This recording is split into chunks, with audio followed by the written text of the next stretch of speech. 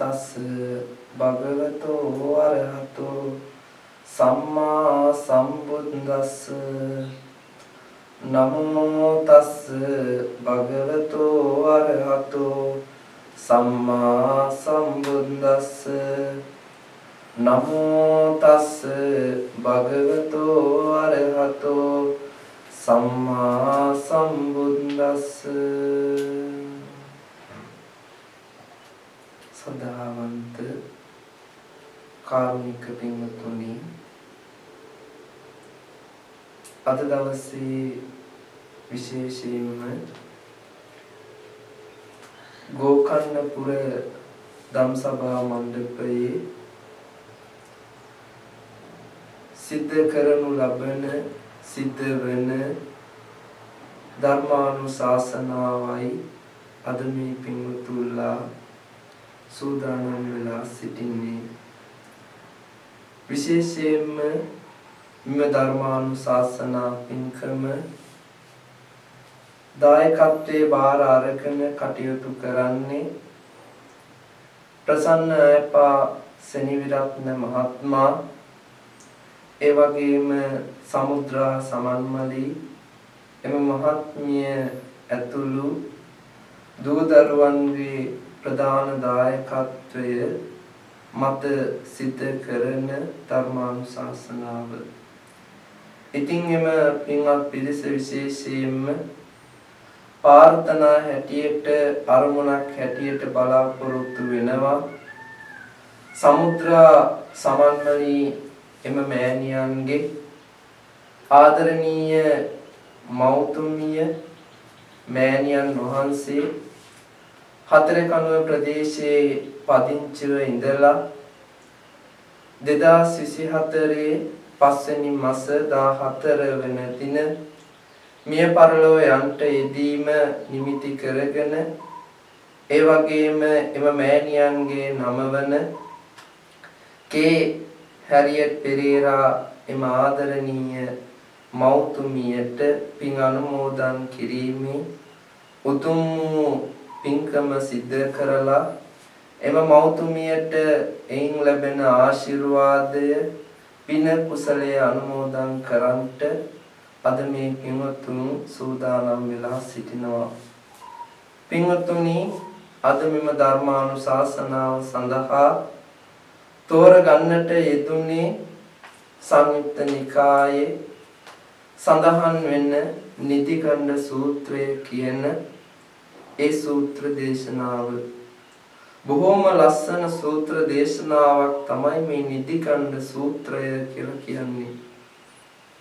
පින්වතුනි, බුදුහාමුදුරුවෝ වැඩ ඉන්න කාලේ ඒ කාලේ ඉන්නවා එක්තරා කෙළඹියෙක්. මේ කෙළඹියා බොහෝම ධනවත් කෙළඹියෙක්.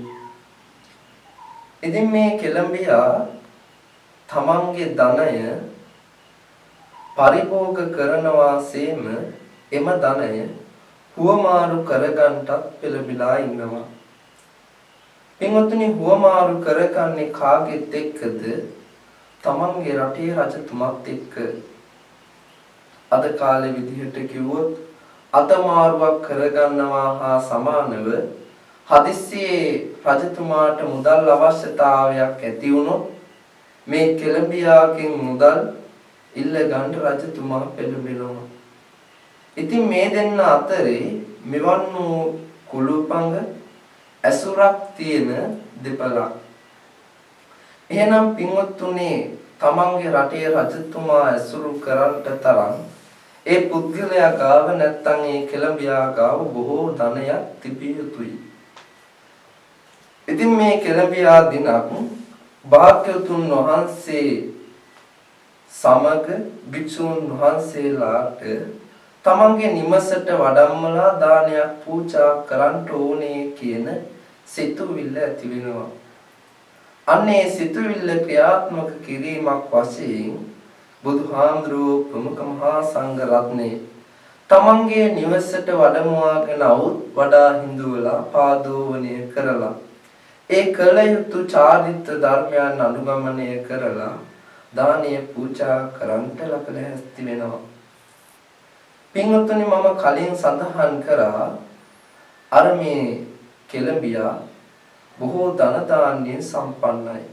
ඒ වගේම තමන්ගේ රටේ රජතුමත් එක්ක බොහෝ කුළුපග ඇසුරක් තියෙනවා. ඉතින් මෙන්න මේ අවස්ථාවේදී තමන්ගේ රටේ රජතුමාට මුදල් අවශ්‍යතාවයක් ඇති වෙලා තමන්ගේ සේවකයෙක් මේ කෙළඹියාගේ නිවසට යොදවනවා. හැබැයි පින්වත්නි මේ කෙළඹියා මොකක්ද සිද්ධ කරන කාරණාව බුදුහාමුදුරුවෝ ප්‍රමුඛාරි මහා සංඝ රත්නයේට දානීය පූජා කරන ගමන ඉන්නේ.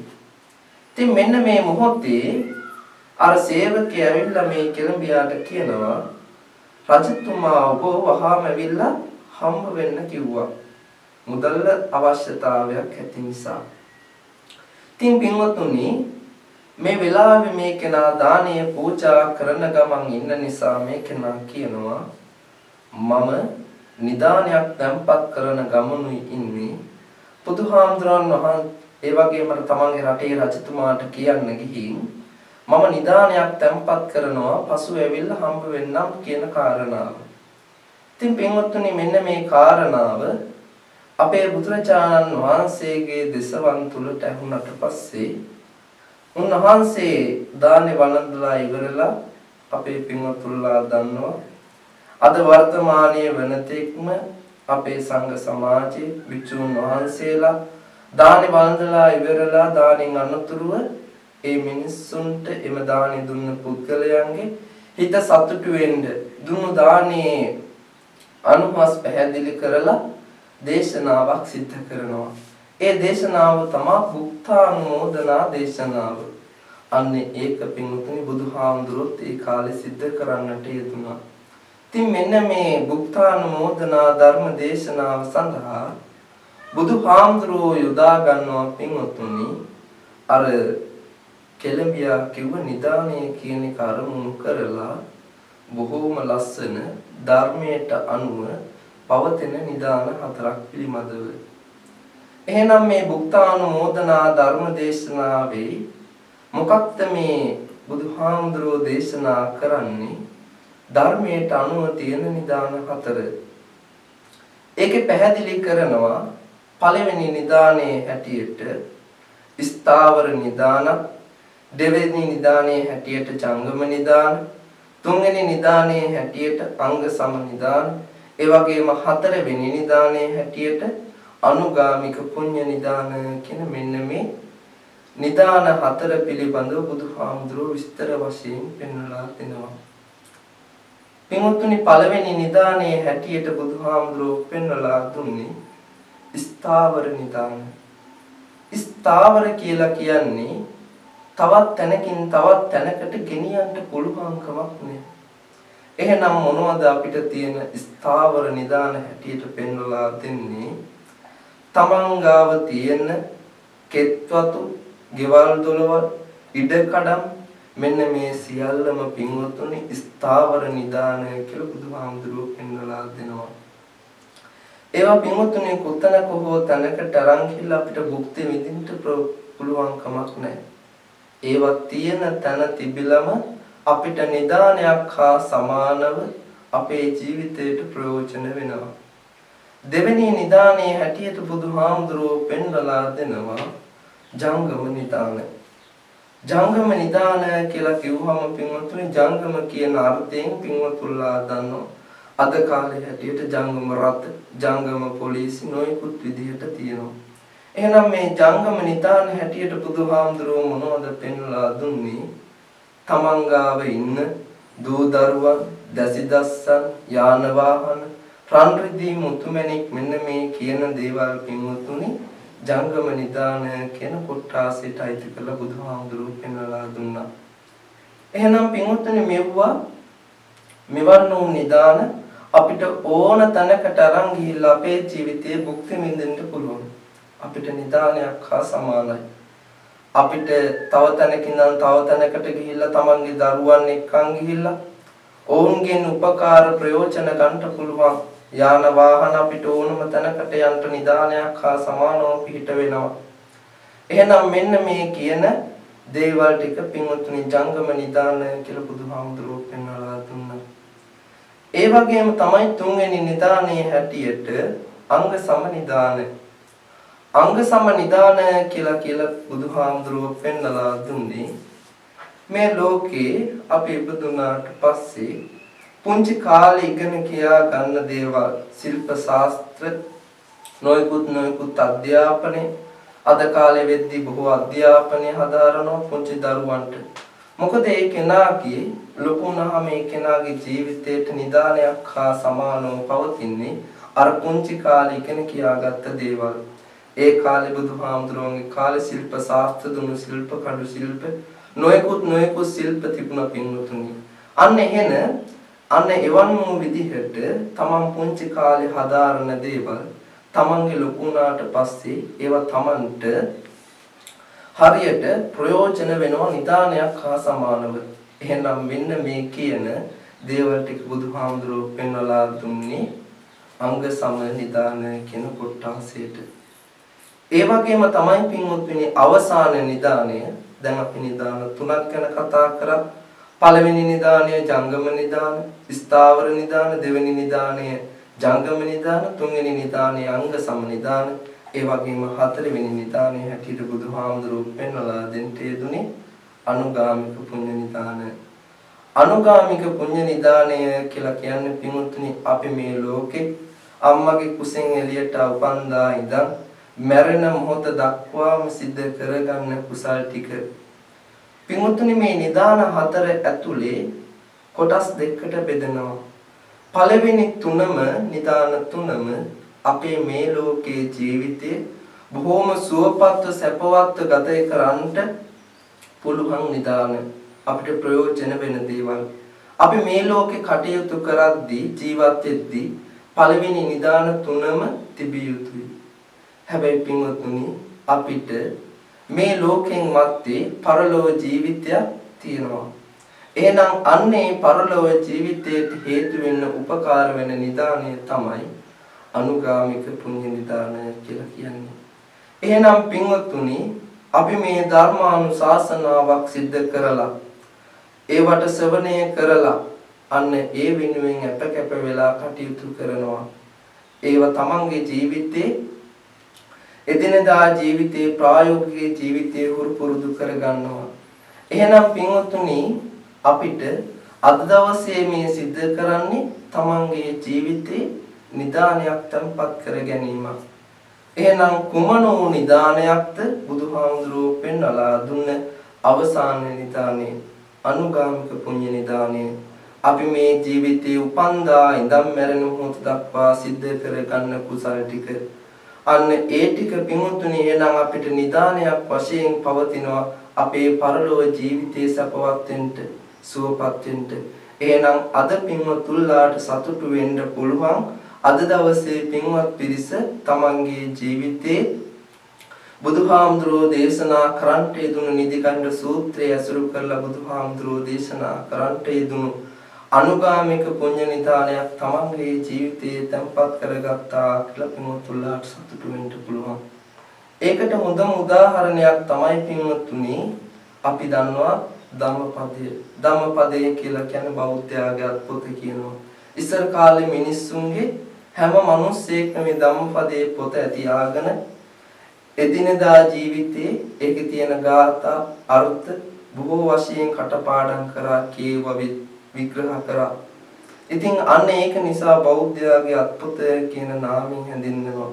ඒකේ පළවෙනි ගාථාවෙන් සඳහන් කරනවා මනෝ පුබ්බංගමා ධම්මා මනෝසෙට්ඨා මනෝමය මනසාචේ පදුට්ටේන පාසතිවා කරෝතිවා තතෝ නං සුඛ මං වේති ඡායාවන පායිනි තතෝ නං දුක්ඛ මං වේති චක්ඛං වහතෝ පදං.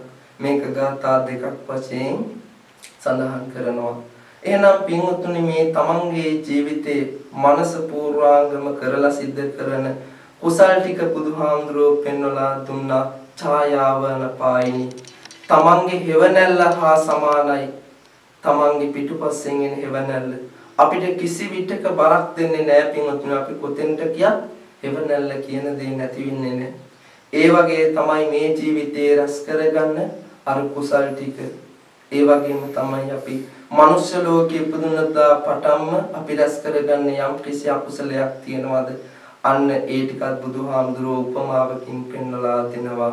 චක්කං වහතෝ පදං හරියට ගොනා පිටිපස්ස බැඳ කරත්ත රෝදය හා සමානයි. දුක් ටික පින්වතුනි ගොනා පිටිපස්ස බැඳ කරත්ත රෝදයට උපමා කරනවා. ගොනා යම් කිසි අඩියක් ඉස්සරහට තියෙනවා දර කරත්ත රෝදයක් තමන්ගේ බර ටිකක් දරාගෙන ඉදිරියට ඇදීගෙන යනවා හා සමානව තමන් කරපු අකුසල් ටිකත් මෙන්න මේ විදිහට බුදුහාමුදුරුවෝ උපමාවකින් පෙන්වලා දෙනවා. එහෙනම් පින්වතුනි අපි අපේ ජීවිතේ මේ manussත්වයේ ලැබිච්ච දුර්ලභ වූ manussත්වයේ ලැබිච්ච වෙලාවේ පින්වතුල්ලා වශයෙන් අපි තමන්ගේ ජීවිතයේ සුවපත්ව කටයුතු කරනවා සේම අපේ මතු ජීවිතය සඳහා අපි බොහෝ කුසල් රැස් කර ගන්න ඕනි කියන කාරණාව සිහිපත් කර ගන්න ඕනි. ඉතින් පින්වත්නි අද දවසේ විශේෂයෙන්ම තමන්ගේ ආදරණීය අම්මා තාත්තා සිහිපත් කරලා පින් අනුමෝදන් කරන්නටයි බලාපොරොත්තු වෙන්නේ. ඒකට බුදුහාමුදුරුවෝ ලස්සන උපමාවක් බුදුහාමුදුරුවෝ දේශනා කරනවා කාතාවක්. කතඤ්ඤෝ කතවේදී පුද්ගලෝ දුර්ලභෝ ලෝකස්මින්. මෙන්න මේ පාඩේ බුදුහාමුදුරුවෝ දේශනා කරන්නේ කළගුණ දන්න කළගුණ හඳුන්වන සත්පුරුෂ මිනිස්සු මේ ලෝකේ දුර්ලභයි කියන කාරණාව. පින්වතුනි හැමෝටම තමන්ගේ ආදරණීය අම්මා තාත්තා සිහිපත් කරලා පින් අනුමෝදන් කරන්න පුළුවන් කමක් නැහැ. අපි පින්වතුනි ජීවත් වෙලා ඉන්න කාලේ අපි බොහෝ විදිහට තමන්ගේ අම්මා තාත්තා සතුටු කරන්න පුළුවන්. හැබැයි පින්වතුනි මිය පරලොව ගියාට පස්සේ තමන්ගේ අම්මා තාත්තට අතින් අත යමක් දීලා සතුටටපත් කරන්න පුළුවන් කමක් නැහැ. එහෙනම් අපිට කරන්න පුළුවන් එකම දේ තමයි ධර්මයේ සඳහන් වෙන විදිහට පින් අනුමෝදන් කිරීම. පින් අනුමෝදන් කරනවා කියන්නේ අපි යම් කිසි කුසලයක් කරලා ඒකෙන් ලැබෙන ආනිසංසය ඒකෙන් ලැබෙන පින තමන්ගේ ආදරණීය අම්මා තාත්තා සිහිපත් කරලා ඒ කට්ටියට පුණ්‍යානුමෝදනා සිද්ධ කිරීම. එහෙනම් අද දවසේ විශේෂයෙන්ම තමන්ගේ ආදරණීය අම්මා තාත්තා සිහිපත් කරලා විශේෂයෙන්ම ප්‍රසන්න අයපාසන විරත්න මහත්මයාගේ ආදරණීය බිරිඳ වෙන සමුද්‍රා සමන්මලී මෑණියන්ගේ ආදරණීය අම්මා හතර කණුවේ පදිංචි ඉඳලා මිය පරලොව යන්ට යෙදීම නිමිති කරගෙන කේ හැරියට් පෙරේරා මැතිණියන්ට අද දවසේ මේ උතුම් ධර්මානුශාසනාවෙන් සිද්ධ කරගත් කුසලය පින අනුමෝදන් කරන්නයි මම මැතිණියගේ විශේෂයෙන්ම බලාපොරොත්තු වෙන්නේ. එහෙනම් පින්වත්නි අපි මේ සූත්‍ර දේශනාවෙන් ලබාගත්තා වූ සියලුම කුසලය පින විශේෂයෙන්ම මෞතුමියට පුණ්‍යානුමෝදනා කරනවා. ඒ මෞතුමිය යම් කිසි භවයක ඉපදලා ඇතනම් එම මෞතුමිය මේ පින් දැක අනුමෝදනයේ සතුටටපත් වෙත්වා පිනෙන් අනුමෝදන් වන එම මෞතුමියගේ ජීවිතයේ සූපත් වූ ජීවිතයක උප්පත්තිය ලැබීමට මේ පින කුසලයේ හේතු වේවා වාසනාම වේවා කියලා කවුරුත් සද්ද නගල සාදුකාරයක් පවත්වන්න. හොඳයි ඒ වගේම විශේෂයෙන්ම අද දවසේ මේ සිද්ධ කරගත් විශේෂයෙන්ම දායකත්වයේ දරන ප්‍රසන්න පාසන විරත්න මහත්මයා ඒ වගේම මහත්මිය සමුද්‍රා සමන්මලී මහත්මියට මේ සියලුම කුසල බලය ඒකාන්තයෙන් හේතු වේවා මේ පුණ්‍ය ශක්තිය හේතු වේවා වාසනාම වේවා කියන ප්‍රාර්ථනාවත් ඇති කරගන්න අවසාන වශයෙන් හිතේ තියාගන්න අද දවසේ මේ සිද්ධ කරගත් ධර්මානුශාසනාවෙන් සිද්ධ වුණ සියලුම කුසල බලය පින්වතුන්ලාගේ ජීවිතවලට හේතු වේවා වාසනාව වේවා එම පින් බලයෙන් දුක්ඛති ස්ථානවල තමන්ගේ පවුල්වල අසල්වාසීන් හිත මිත්‍රාදීන් උප්පත්ති ලැබලා ඇතනම් ඒ දුකින් අත මිදී සැපැති ස්ථානවලටපත් වෙත්වා සැපැති ස්ථානවල සිටිනම් ඒ සැපැති ස්ථානවල ඒ සැපේ වඩ වඩාත් වර්ධනය කරගනිත්වා කියන ප්‍රාර්ථනාවත් ඒ වගේම පින්වතුන්ලා රැස් කරගත් සියලුම කුසල බලය තමන්ගේ ජීවිතවලට හේතු වේවා